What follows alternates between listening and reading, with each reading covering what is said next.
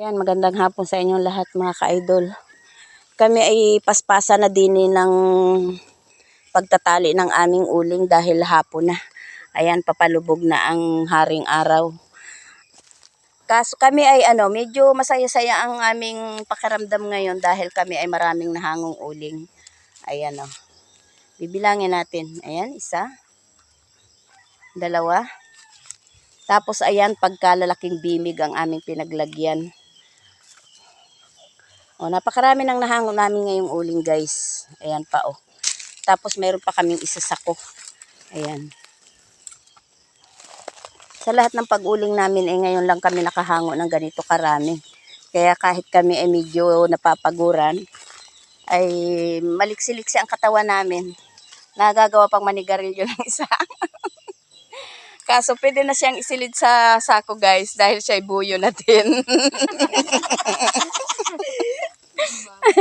Yung isa ay nahihiya pa guys, kaya siya nagpugong na sa mukha dahil talaga namang ang mukha namin ay puro uling na.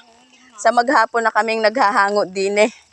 Ayan, napakarami pa nga naming may iwan na sairin. Ito'y babalikan pa namin dahil kami ay nanghihinayang dito kapag iiwanan namin yung ganyang kaliliit. Ay napakaganda pa niyan igatong. Ayan, o diba napakarami naming uling guys. Ayan o, 2 sako na yung naandun.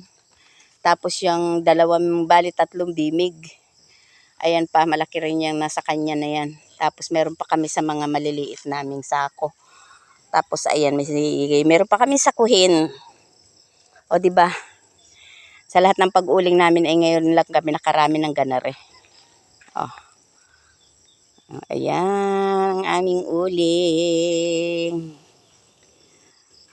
Andun pa. Ayan, hindi na kami magtatagal ng pag-video guys dahil ang aking cellphone ay aabutin na ng lobat. Dahil kahapon pa namin ito ginagamit din ng pag-video. Ayan, kaya sabi lang 15% na. Habol na lang to. Latak na sa battery ng aking cellphone ng pag-video ito. O ayan, umuusok-usok pa yung aking bagong hango. O ayan, magandang hapon na lang sa inyong lahat mga ka-idol. Bye-bye na. Kami ay maghahakot na papunta pa ng kalsada. Napakalayo pa ng aming paghahakutan. Ayan, kami ay magtatatlong pabalik-balik pa para hapitin lahat yan doon papuntang kalsada. Tapos sasadka na namin guys yan dahil hindi namin yan kakayaning